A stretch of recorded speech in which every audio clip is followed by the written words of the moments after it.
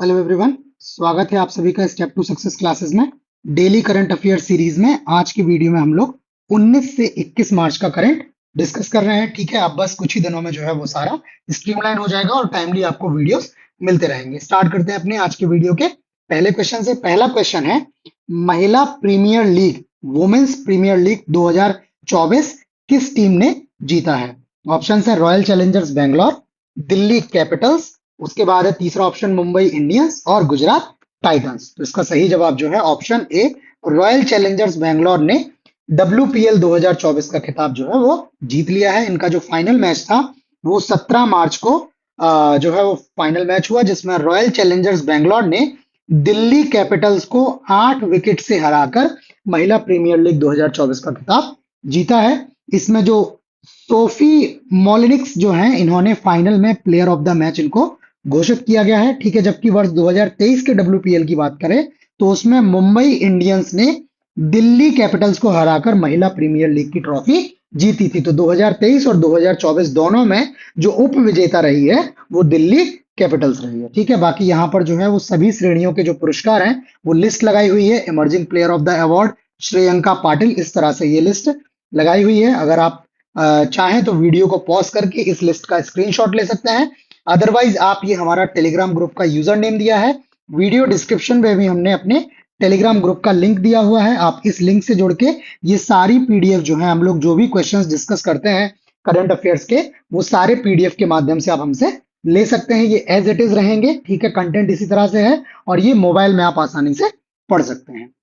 अगला क्वेश्चन है, चुनाव आयोग द्वारा 18वीं लोकसभा चुनाव 19 अप्रैल से कितने चरणों में आयोजित होंगे? ये इंपॉर्टेंट है, कई बार पूछा जाता है कि कौन सी लोकसभा जो है वो वर्तमान में काम कर रही है। तो अभी जो नरेंद्र मोदी सरकार जो है, ये 17वीं लोकसभा है देश की, और उसके बाद अब 18वीं लोकसभा के चुनाव जो है वो 19 अप्रैल से स्टार्ट होने हैं। तो बताना है आपको 5 चरणों में, 6 चरणों में, 7 चरणों में और 8 चरणों में। तो इसका सही जवाब जो है ऑप्शन सी, 7 चरणों में ये जो 18वीं लोकसभा है इसके चुनाव का आयोजन किया जाना है। ठीक है, अभी 16 मार्च को चुनाव आयोग ने घोषणा की थी और इन्होंने बोला हुआ है कि लोकसभा चुनाव के साथ ये 4 राज्य, आंध्र प्रदेश, अरुणाचल प्रदेश, उड़ीसा और सिक्किम में भी ये जो है सिक्किम में विधानसभा चुनाव को भी ये आयोजन करेंगे। और वोटों की गिनती जो होगी वो 4 जून को होगी, क्योंकि जो मौजूदा लोकसभा है उसका कार्यकाल 16 जून 2024 को समाप्त हो रहा है। तो उसके पहले ही वोटों की गिनती हो जाएगी। ठीक है, और पता लग जाएगा कि अब नई लोकसभा जो है वो किसके नेतृत्व में कार्य करेगी। ठीक, अगर लोकसभा सीटों की बात करें तो देश में कुल 543 लोकसभा सीटें हैं, जिनमें 84 संसदीय क्षेत्र, ठीक है, अनुसूचित जाति और 47 जो संसदीय क्षेत्र हैं अनुसूचित जनजाति के लिए आरक्षित हैं, रिजर्व्ड हैं। ठीक है, बाकी यहाँ पर एक टेबल है जिसमें हमने बताया कि किस चरण में कौन सा चरण जो है वो किस तिथि को होना है और कितनी सीटों पर उसमें मतदान होगा। ठीक है, तो इस तरह से ये 7 चरण यहाँ पर हमने दिखाए हैं। अगला क्वेश्चन है, भारतीय चुनाव आयोग ने किस दिव्यांग व्यक्ति को अपने राष्ट्रीय आइकन के रूप में नामित किया है? ऑप्शन है देवेंद्र झाझरिया, अमित कुमार, दीपा मलिक और शीतल देवी। तो इसका सही जवाब जो है ऑप्शन डी, शीतल देवी जी जो है, इनको जो है वो भारतीय चुनाव आयोग ने अपने राष्ट्रीय आइकन के रूप में नामित किया है। जबकि देवेंद्र झाझरिया जी जो हैं, ये भारतीय पैरालंपिक समिति के अभी अध्यक्ष नियुक्त हुए हैं। ये अभी हमने पहले ही डिस्कस किया था। ठीक है, ये शीतल देवी जो हैं, ये एक पैरा तीरंदाज हैं, आर्चर हैं, और ये अर्जुन पुरस्कार विजेता भी हैं। 2024 में ही अर्जुन पुरस्कार 2023 से सम्मानित किया गया है। और जो है ये ऊपरी अंगों के बिना, इनके हाथ नहीं है जो है शीतल देवी जी के, और ये ऊपरी अंगों के बिना पहली और एकमात्र अंतरराष्ट्रीय पैरा तीरंदाजी चैंपियन। इनकी तस्वीर भी जो है हमने बगल में लगा रखी है कि किस तरह से ये जो है वो अपने पैरों का उपयोग करके आर्चरी करती हैं। ठीक है, अगला क्वेश्चन देखते हैं, संयुक्त सैन्य अभ्यास लमितीय किन 2 देशों का संयुक्त सैन्य अभ्यास है? ऑप्शन है भारत और सिंगापुर, भारत और श्रीलंका, भारत और सेशल्स, भारत और म्यांमार। तो इसका जो सही जवाब है ऑप्शन सी है, ये लमितीय जो है ये भारत और सेशल्स, इन 2 देशों का जो है वो संयुक्त सैन्य अभ्यास है, मिलिट्री एक्सरसाइज है ये। ठीक है, इसका आयोजन जो है वो 18 से 27 मार्च के बीच सेशल्स में किया जा रहा है। और ये लमितीय जो है ये इस अभ्यास का जो है वो 10वां संस्करण है। ये जो 18 से 27 मार्च तक हो रहा है, ये अभ्यास का 10वां संस्करण, 9 बार ये आयोजन पहले हो चुका है। और क्रियोल जो भाषा है उसमें लमितिये का शब्द का जो मात अर्थ है, मीनिंग है, उसका मीनिंग है मित्रता। ठीक है, तो ये जो है वो अभ्यास भारत और सेशेल्स के बीच का संयुक्त सैन्य अभ्यास हो गया। अगला क्वेश्चन, चमेली देवी जैन पुरस्कार 2024 से किसे सम्मानित किया गया है? ऑप्शन है नीतू सिंह, प्रियंका दुबे और रितिका चोपड़ा, आरिफा जौहरी और ग्रीष्मा कुठार और रितिका चोपड़ा। तो सही जवाब जो है ऑप्शन डी, ये ग्रीष्मा कुठार और रितिका चोपड़ा, इन दोनों लोगों को चमेली देवी जैन पुरस्कार 2024 से सम्मानित किया गया है। ये ग्रीष्मा कुठार जी हैं, ये स्वतंत्र पत्रकार, इंडिपेंडेंट पत्रकार हैं, जबकि रितिका चोपड़ा हैं, ये इंडियन एक्सप्रेस की पत्रकार हैं। इन दोनों लोगों को संयुक्त रूप से वर्ष की उत्कृष्ट महिला मीडिया पर्सन के लिए चमेली देवी जैन पुरस्कार 2024 दिया गया है। तो अब आपको कैटेगरी भी समझ में आ गई कि पुरस्कार उत्कृष्ट महिला मीडिया पर्सन को दिया जाता है। ये जो कुठार हैं, सुश्री कुठार हैं, एक स्वतंत्र मल्टीमीडिया पत्रकार हैं जो मणिपुर जैसे संघर्षग्रस्त क्षेत्रों में गहन शोध और खोजी रिपोर्टिंग में लगी हुई हैं।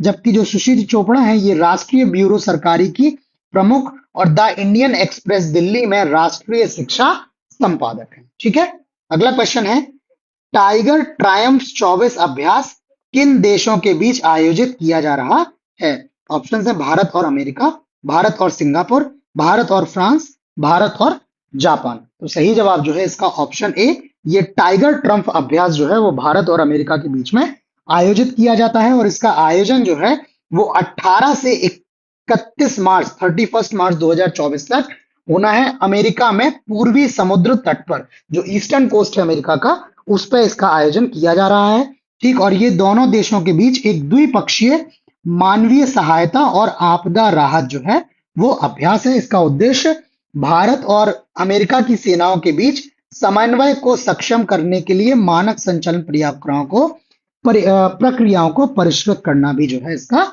उद्देश्य है।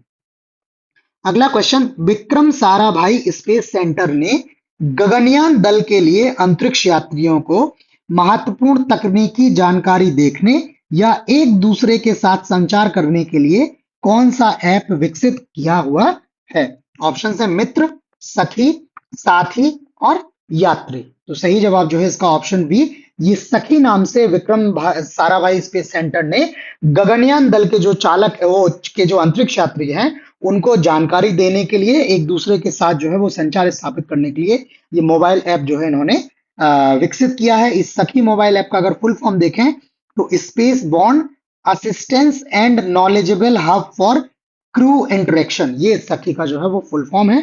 ठीक है, और ये ऐप जो है गगनयान अंतरिक्ष उड़ान मिशन पर इनको जानकारी के लिए क्या करेगा, सहायता करेगा। इसके अलावा ये ऐप अंतरिक्ष यात्रियों के स्वास्थ्य की भी निगरानी करेगा, हेल्थ की निगरानी करेगा, और ये भी बताएगा उनको कि उनका आहार कार्यक्रम किस तरह से संचालित होगा। ठीक है, तो उसके बारे में भी इनको जानकारी देगा। ठीक है, बाकी थोड़ी सी और जानकारी है और इसमें है कि वर्ष 2025 में इसरो गगनयान मानव अंतरिक्ष उड़ान मिशन लॉन्च करने की उम्मीद कर रहा है। इसरो का लक्ष्य है कि ये वर्ष 2025 में जो है वो यात्रियों को, अंतरिक्ष यात्री जो मतलब मनुष्य को जो है वो अंतरिक्ष में भेजना का इनका लक्ष्य है। ठीक है, अगला क्वेश्चन देखते हैं। अगला क्वेश्चन है, वायु गुणवत्ता रिपोर्ट 2023 के अनुसार दुनिया की सबसे प्रदूषित राजधानी का दर्जा दिया गया है। ठीक है, ऑप्शन है ढाका, उवागाडोगु, नई दिल्ली और दुशानबे। ठीक है, तो इसका जो सही जवाब है ऑप्शन सी, ये भारत की राजधानी नई दिल्ली को जो है वो वायु गुणवत्ता रिपोर्ट 2023 में दुनिया की सबसे प्रदूषित राजधानी का जो है वो दर्जा दिया गया है। ये 2018 के बाद लगातार चौथे साल जो है वो दिल्ली दुनिया की सबसे प्रदूषित राजधानी के रूप में जो है ये नामित की गई है। ठीक है, इसके अलावा वायु गुणवत्ता के मामले में भारत क्या है, दुनिया के शीर्ष 4 सबसे प्रदूषित शहरों का घर है। जो टॉप 4 जो पॉल्यूटेड सिटीज हैं वर्ल्ड की, वो चारों जो हैं वो भारत की हैं। तो ये भारत के लिए आंकड़े क्या हैं, चिंताजनक हैं। और भारतीय राजधानी अगर लगातार जो है वो इस तरह से प्रथम स्थान पर आ रही है तो ये भी काफी चिंताजनक बात है। बाकी ये रिपोर्ट है, ये स्विस संगठन IQ एयर की एक रिपोर्ट है, इनके द्वारा ये रिपोर्ट जारी की जाती है। और इसमें रिपोर्ट के लिए जो छठी रिपोर्ट है, इसमें 134 देशों के का डेटा जो है वो एनालिसिस किया गया है। एक टेबल है जिसमें है विश्व के सर्वाधिक प्रदूषित देश। इसमें पहले स्थान पर बांग्लादेश है, जहां पर पीएम पार्टिकुलेट मटेरियल जिसको बोलते हैं 2.5 माइक्रोग्राम प्रति घन मीटर में इनका जो है वो 79.9 है। दूसरा स्थान पाकिस्तान का, तीसरा स्थान भारत का और चौथा स्थान जो है वो तजाकिस्तान का है। ठीक है, तो अगर विश्व के सबसे प्रदूषित देश की बात करें तो इसमें बांग्लादेश शीर्ष स्थान पर है। ठीक है, जबकि दुनिया के सबसे प्रदूषित शहरों की रैंकिंग की अगर बात करें तो इसमें बेगूसराय पहले स्थान पर, गुवाहाटी दूसरे स्थान पर, दिल्ली तीसरे स्थान पर और मुलानपुर जो है वो चौथे स्थान पर है। और ये विश्व के 4 जो शीर्ष सबसे प्रदूषित शहर हैं, ये चारों के चार जो है वो भारत के शहर हैं, जबकि 5वां स्थान जो है वो पाकिस्तान के लाहौर का है। अगर सबसे प्रदूषित राजधानियों की बात करें तो दिल्ली शीर्ष स्थान पर, उसके बाद ढाका बांग्लादेश, उसके बाद उवागाडोगु बुर्किना फासो की राजधानी है और दुशानबे जो तजाकिस्तान की राजधानी है, ये चौथे स्थान पर आई हुई। ठीक है, अगला क्वेश्चन है, भारत की पहली पाम ऑयल प्रसंस्करण इकाई का संचालन किस राज्य में शुरू हुआ है? ऑप्शन है पश्चिम बंगाल, असम, अरुणाचल प्रदेश और मिजोरम। तो इसका जो सही जवाब है ऑप्शन सी, ये अरुणाचल प्रदेश में देश की पहली पाम ऑयल प्रसंस्करण इकाई या प्रोसेसिंग यूनिट का संचालन स्टार्ट हुआ है। ठीक है, ये जो यूनिट है ये 3F ऑयल पाम द्वारा जो है वो यूनिट लगाई गई है। ठीक है, और ये इकाई अरुणाचल प्रदेश की निचली दिवांग घाटी में रोइंग में स्थापित है। ठीक है, ये कहाँ है? रोइंग में स्थापित है। और ये क्या करेगी? इकाई खाद्य तेलों में आत्मनिर्भरता की दिशा में एक कदम है और खाद्य तेलों पर राष्ट्रीय मिशन पाम ऑयल को ये उत्प्रेरित कर रही है। ठीक है, भारत जो है वो खाद्य तेलों के लिए क्या है? आत्मनिर्भर बनना चाहता है और उसी दिशा में ये प्रयास है। अगला क्वेश्चन, ILO के अध्ययन के अनुसार जबरन श्रम से प्रत्येक वर्ष कितने अरब डॉलर की अवैध कमाई होती है?